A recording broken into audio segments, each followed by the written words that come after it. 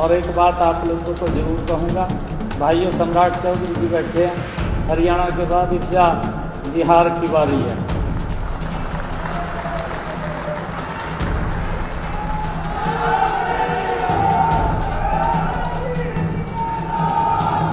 ये विजय की पताका ये रुकनी नहीं चाहिए। ये विजय का झंडा ये बिहार के अंदर भी फहराया जाएगा और हमारे सम्राट चौधरी के नेतृत्व में फहराया जाएगा। ये वीडियो जो आपने अपनी स्क्रीन पर देखी है, वीडियो है हरियाणा के सीएम नायब सिंह सैनी की। गुरुग्राम में 13 अप्रैल को महात्मा ज्योतिबा फुले जयंती के मौके पर सैनी समाज ने राष्ट्रीय जागृति महासम्मेलन का आयोजन किया था। इस सम्मेलन में कई राज्यों के दिग्गज नेता शामिल हुए थे। मंच भरा हुआ था। उत्तर प्रदेश के डिप्टी सीएम केशव प्रसाद मौर्य, महाराष्ट्र के वरिष्ठ नेता छगन भुजबल, उपेंद्र कुशवाहा और बिहार के डिप्टी सीएम सम्राट चौधरी भी वहां मौजूद थे। लेकिन इस भरे मंच पर हरियाणा के मुख्यमंत्री नायब सिंह सैनी ने एक बयान दिया जिसने सबका ध्यान अपनी ओर खींच लिया। खासकर दिल्ली से बिहार तक सियासी गलियारों की हवा गर्म हो गई। इस वीडियो में आपको तमाम जानकारी देंगे इससे जुड़ी हुई, लेकिन उससे पहले आप हमारे चैनल द हिंदी टॉप को सब्सक्राइब करें, बेल आइकन दबाना ना भूलें ताकि आप तक पहुंचे हमारी हर खबर सबसे पहले।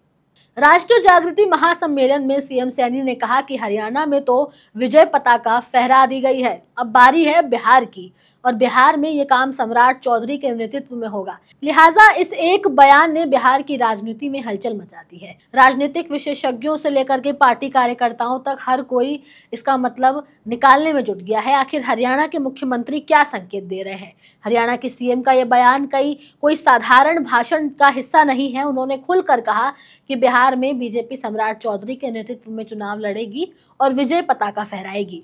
कहीं ना कहीं ये संकेत जेडीयू के लिए भी था कि भले ही गठबंधन में चुनाव लड़ा जा रहा हो, लेकिन बीजेपी अपने कोटे से सीएम बनाने की फिराक में है। अब चौंकाने वाली बात यह है कि बिहार में तो इस समय एनडीए की सरकार है और उस गठबंधन का नेतृत्व कर रहे मुख्यमंत्री नीतीश कुमार। ऐसे में अगर कोई मंच से कहे कि अगला चुनाव सम्राट चौधरी के नेतृत्व में लड़ा जाएगा तो सवाल उठने तो लाजमी है। सीएम सैनी के इस बयान के बाद जेडीयू भी कहां चुप रहने वाली थी। इस बयान के बाद जेडीयू भड़क उठी।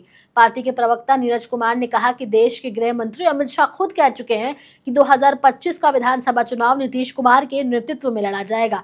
एनडीए के सभी घटक दलों का भी यही मत है। ऐसे में कोई और नेता कुछ और कहे तो उसका कोई मतलब नहीं। नीरज कुमार ने साफ शब्दों में कहा कि नीतीश है तो निश्चिंत है, यानी जब तक नीतीश कुमार हैं बिहार में एनडीए को कोई चिंता करने की जरूरत नहीं है। अब सवाल ये उठता है कि नायब सिंह सैनी ने जो कहा उसका मकसद क्या था? क्या बीजेपी अब नीतीश कुमार से आगे बढ़ने का मन बना चुकी है या फिर केवल एक उनका बयान जो है केवल ऊर्जा देने वाला बयान था जो स्थानीय नेता को मंच पर प्रोत्साहित करने के लिए दिया गया? राजनीतिक विशेषज्ञों का ऐसा मानना है कि यह बयान संकेत तो जरूर देता है, खासकर दो स्तर पर। पहला, बीजेपी की अपनी सोच, यानी बीजेपी को ये समझ है कि नीतीश कुमार अब उम्रदराज हो चुके हैं और लगातार पाला बदलने की उनकी आदत से पार्टी को बार बार रणनीति बदलनी पड़ती है। शायद इसी वजह से बीजेपी अब बैकअप लीडरशिप पर काम कर रही है, जिसमें सम्राट चौधरी को बतौर फ्रंटलाइन फेस तैयार किया जा रहा है। और कहीं ना कहीं बीजेपी, जेडीयू और उनके वोटर्स को ये साफ संकेत दे रही है कि जिस तरह से बीजेपी उत्तर प्रदेश के डिप्टी सीएम केशव प्रसाद मौर्य, उपेंद्र कुशवाहा, बिहार के डिप्टी सीएम सम्राट चौधरी और खुद सैनी समाज से आए हुए नायब सिंह सैनी वहां मौजूद थे, उसी तरह से वो बीजेपी के लवकुश समाज से किसी नेता को मैदान में उतारना चाहती है। क्योंकि लवकुश समाज से आने वाले नीतीश कुमार, जो कि खुद एक बहुत बड़ा चेहरा है, उनकी जगह पर बीजेपी लवकुश समाज से नेता ला रही है, वो भी सम्राट चौधरी को, क्योंकि वो सीएम नीतीश कुमार के लिए एक काट साबित हो सकते हैं। इसका एक पहलू ये भी है कि इस तरह का बयान नीतीश कुमार को ये बताने के लिए भी हो सकता है कि अब उनके विकल्प भी मौजूद हैं। यानी अगर वो फिर से कोई अनपेक्षित कदम उठाते हैं, जैसे कि महागठबंधन की तरफ लौटना, तो फिर बीजेपी उनके बिना भी प्लान तैयार कर सकती है।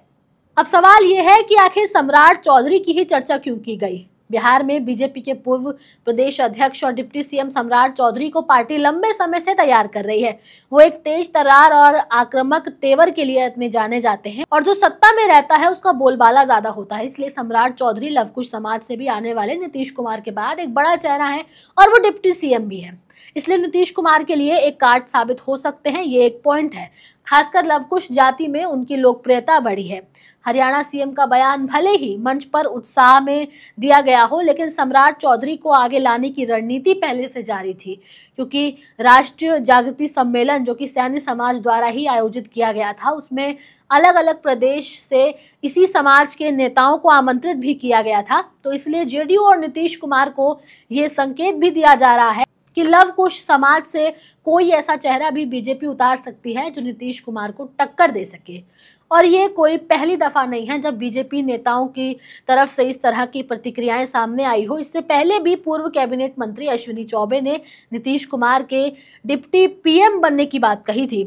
इससे भी ये बात साफ होती है कि बीजेपी शायद नीतीश कुमार को थोड़ा टटोलने की कोशिश कर रही है, ताकि आगामी विधानसभा चुनावों में एनडीए गठबंधन में मुख्यमंत्री का चेहरा भाजपा हो। यदि नीतीश कुमार को प्रधानमंत्री का पद दे दिया जाता है तो ये बिहार में भाजपा के लिए एक बड़ा कदम साबित हो सकता है। पिछले कई बयानों में भाजपा के शीर्ष नेतृत्व से लेकर के अश्विनी चौबे के बयान तक भाजपा के पूर्ण रूप से सत्ता में काबिज होने की बेचैनी को दर्शाता है। और शायद इसलिए भी अश्विनी चौबे और सीएम सैनी जैसे कद्दावर नेता बीजेपी कोटे से बिहार का सीएम चाहते हैं। जेडीयू के लिए यहाँ एक राजनीतिक असहजता की स्थिति है, क्योंकि वो खुद को बिहार की सत्ता का धुरा मानती है। बिना नीतीश के चाहे भाजपा हो चाहे राजद हो, दोनों का सत्ता में आना नामुमकिन है। यही वजह है कि पिछले 20 सालों से मुख्यमंत्री है नीतीश कुमार। सत्ता की पार्टियां बदलती रही, लेकिन पिछले 20 साल से मुख्यमंत्री नीतीश कुमार ही रहे और इसलिए वो अपनी जगह किसी और के बारे में विचार नहीं कर सकते। साल के आखिर तक बिहार की राजनीति में बहुत कुछ बदल सकता है, लेकिन इतना जरूर तय है कि बीजेपी अब हर स्थिति के लिए खुद को तैयार कर रही है और बिहार में एक विकल्प की तरह जनता के बीच आना चाहती है। बहरहाल अब आप लोगों की इस पर क्या राय है, आप हमें कमेंट सेक्शन में जरूर बताएं। कैमरे के उस पार मेरा साथ दे रहे थे मेरे साथी शिव कुमार, मैं आपके साथ तनु चतुर्वेदी। हमारे चैनल द हिंदी टॉप को सब्सक्राइब करें, हमें एक्स यानी ट्विटर, फेसबुक और इंस्टाग्राम पर भी फॉलो करें।